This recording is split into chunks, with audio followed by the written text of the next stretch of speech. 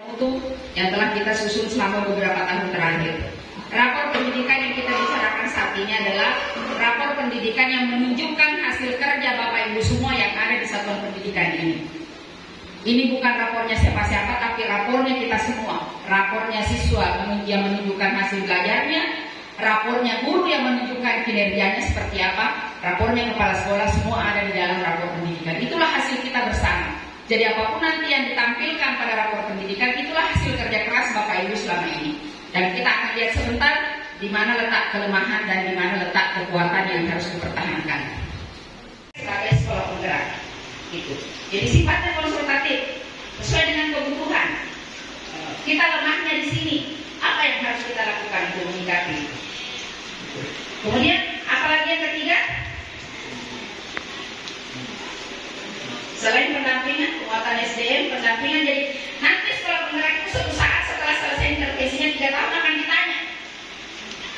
Dari bentuk intervensi penguatan SDM, apa yang telah kau lakukan? Jawaban, ini jawabannya semua. Kita melakukan IHT, kita melakukan workshop, hasilnya seperti apa pasti akan ditanya. Kemudian pendampingan konsultatif pasti akan ditagih. Apa? Ada 2. Peningkatan kualitas pendidikan dan pemerataan pendidikan.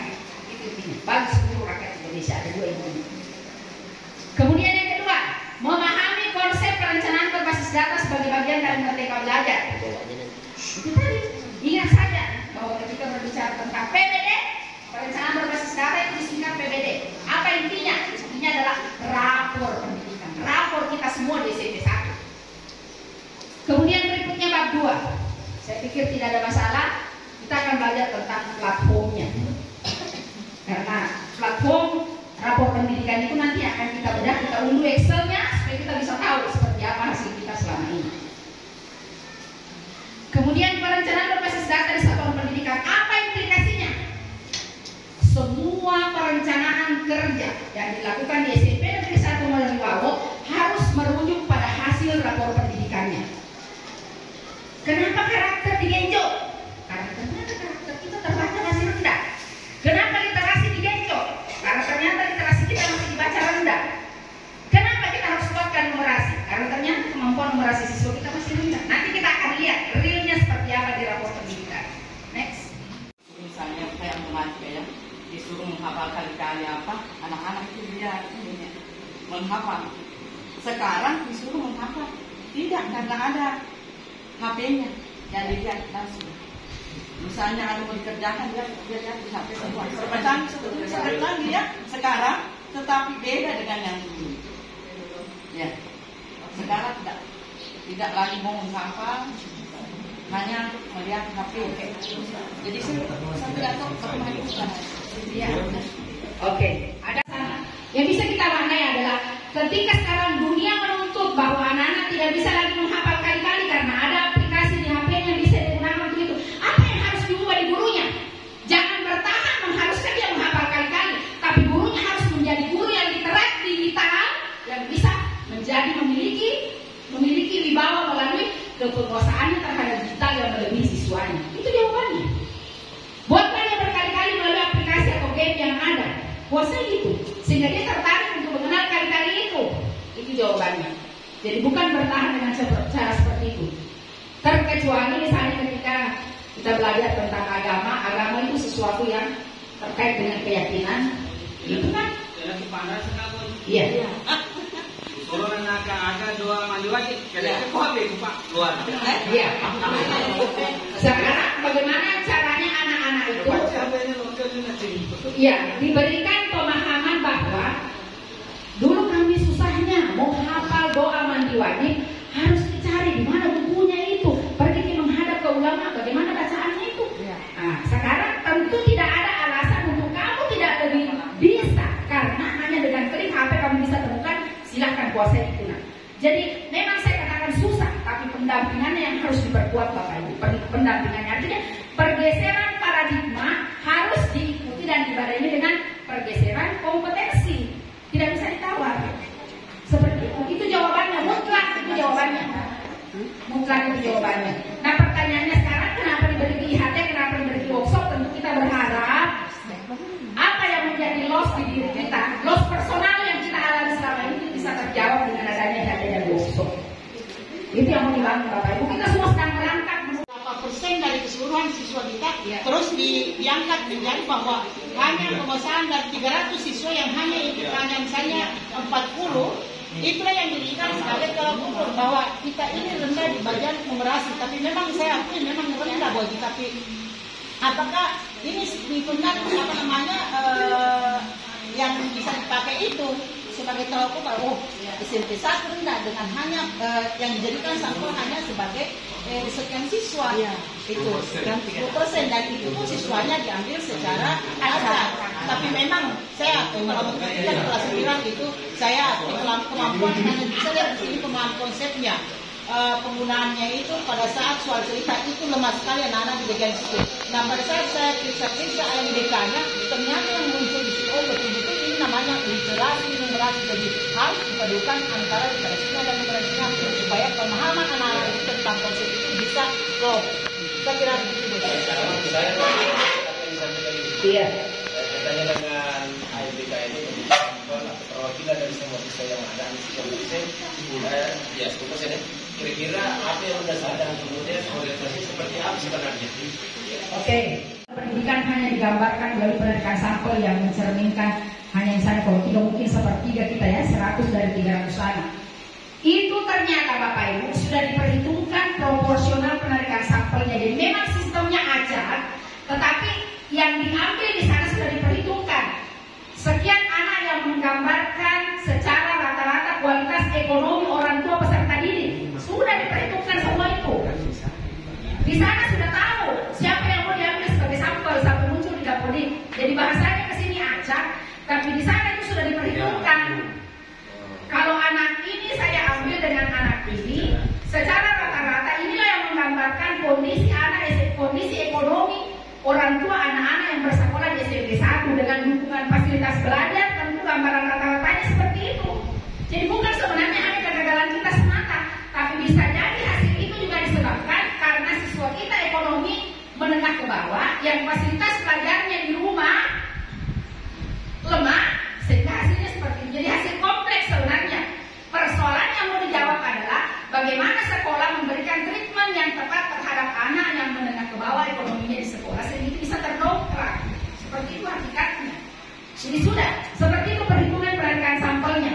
Kemudian diperhitungkan proporsi antara profesi orang tua. Semua sudah diperhitungkan. Ekonomi, profesi.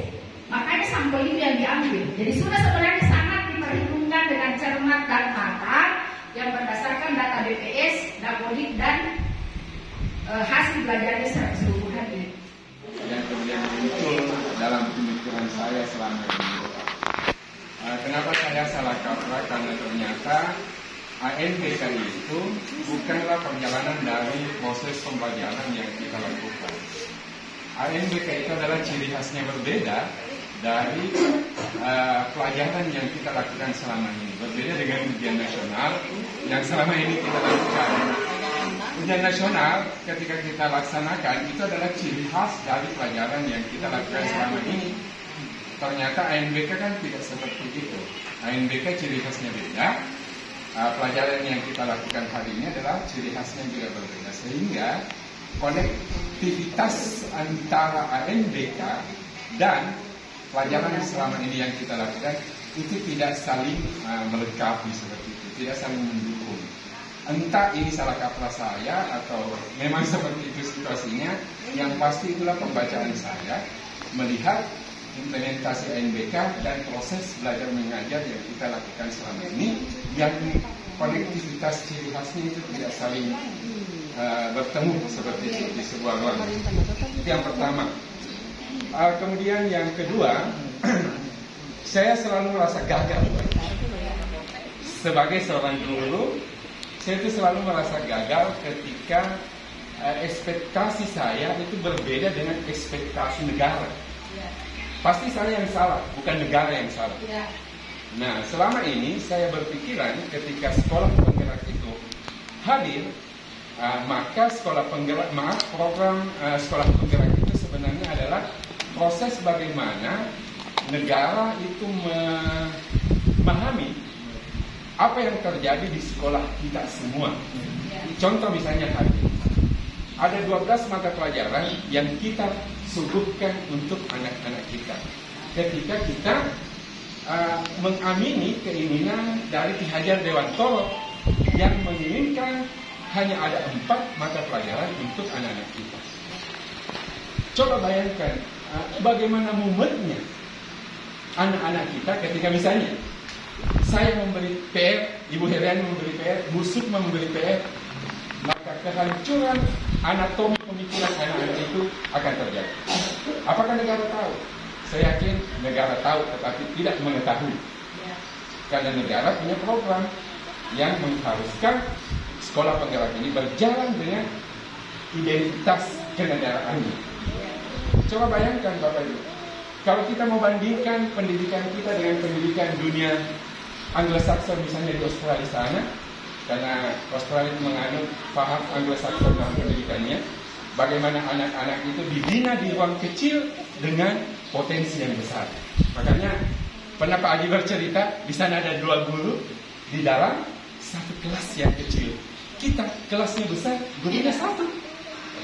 Sehingga mengajar anak-anak misalnya di kelas apa yang andalannya Pak Rauf ini, diferensiasi itu akan menjadi sangat sulit.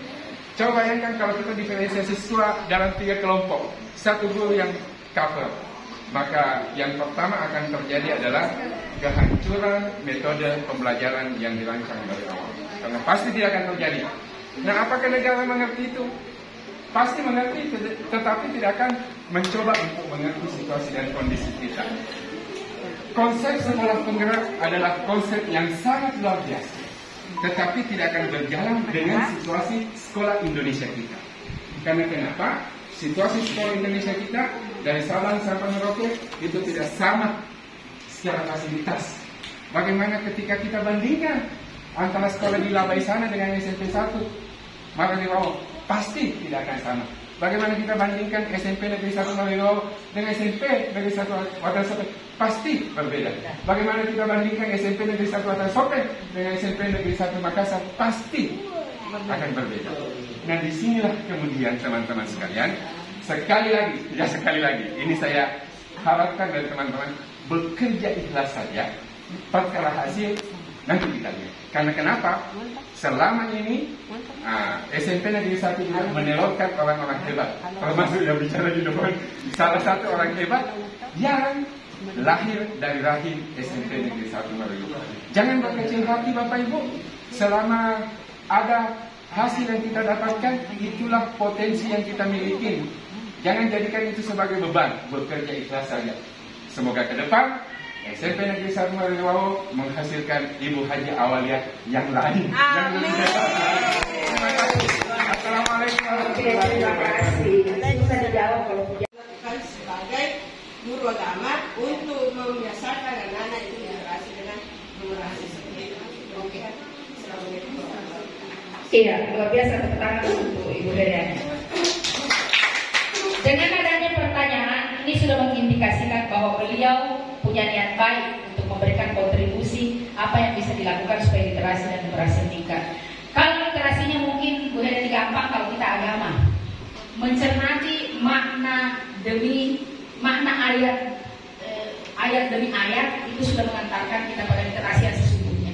Bagaimana memaknai ayat setiap ayat demi ayat sehingga anak-anak itu bisa mengaktualisasikan dalam kehidupan. Itulah bentuk literasi yang sesungguhnya kalau kita di mata pelajaran agama.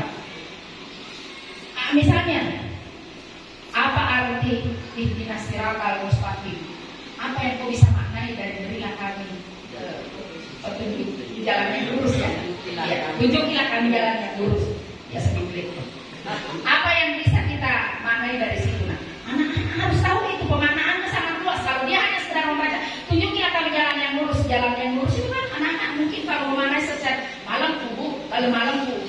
Apa yang harus kau lakukan supaya jalan yang lurus itu bisa kau temukan dalam kehidupanmu ketika berinteraksi dengan orang tua kau harus seperti apa, ketika berhubungan dengan guru kau harus seperti apa. Jalan yang lurus itu pemaknaannya sangat luas.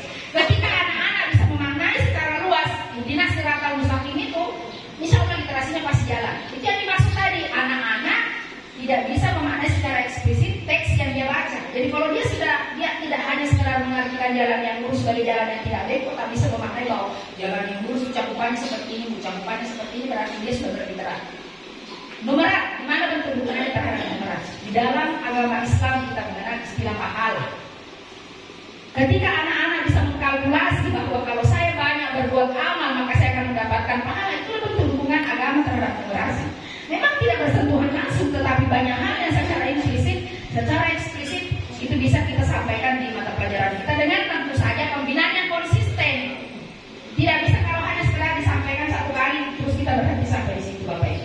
Jadi kuncinya memang di konsistensi. Saya bisa memberikan perbandingan. Kenapa SMA 1 Bone, kenapa SMA Islam Atira itu prestasi siswanya luar biasa? Karena di sana ada konsistensi yang kuat. Itu yang membedakan kita dengan mereka. Mereka sangat konsisten, tidak sama kita. Hari ini bertegas, berteriak, berkuar-kuar. Enak, telur mana sampai begini-begini, tapi minggu depan, 2 minggu depan, 3 minggu depan, 1 bulan ke depan, apa kita mengawal itu secara kontinu? Jawabnya tidak. Kalau di sana memang konsisten, Bapak Ibu. Biar kecil yang penting konsisten, hasilnya pasti bagus. Itu saja. Jadi pura siki membecok, pura siki goreng, pura siki tegas, aja biar kasih. Tidak akan ada gunanya, Bapak Ibu. Yang harus dijaga adalah bagaimana sekali menelurkan tata tertib harus seperti ikuti itu terus, meskipun dengan cara yang mungkin lebih manusiawi, lebih bijaksana, tapi anak-anak merasa bahwa ternyata diikuti, Kak, dipantau, Kak, dimonet, Kak. Seperti itu. Oke. Ada satu palu, tambah satu palu, ada dua palu, tambah satu palu jadi dua palu. Ada 3 palu, tambah satu palu jadi 4 palu. Ada 4 palu, tambah satu palu jadi 10. Terima kasih.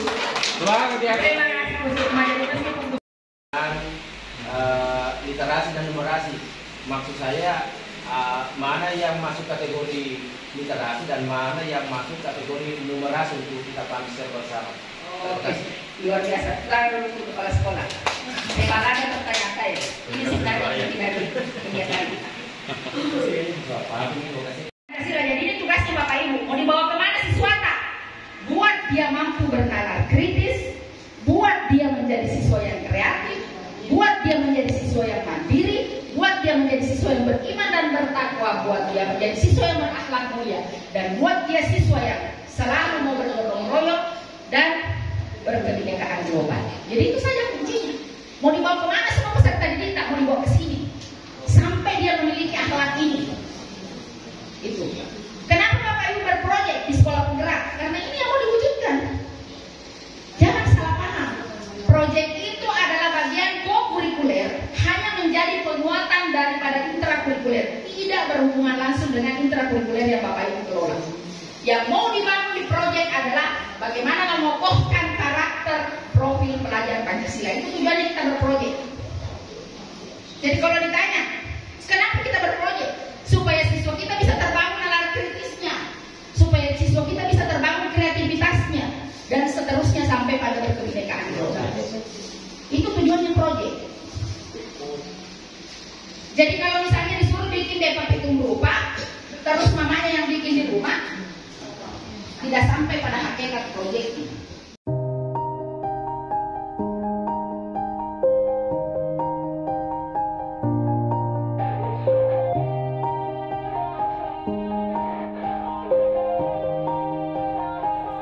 Yeah, everybody knows that I'm breaking down. Everybody knows I ain't faking now.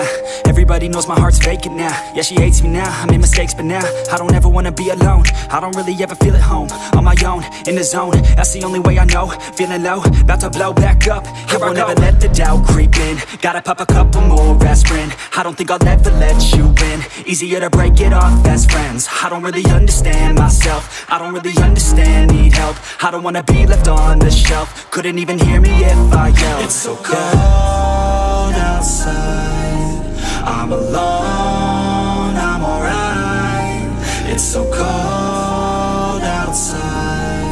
I'm alone.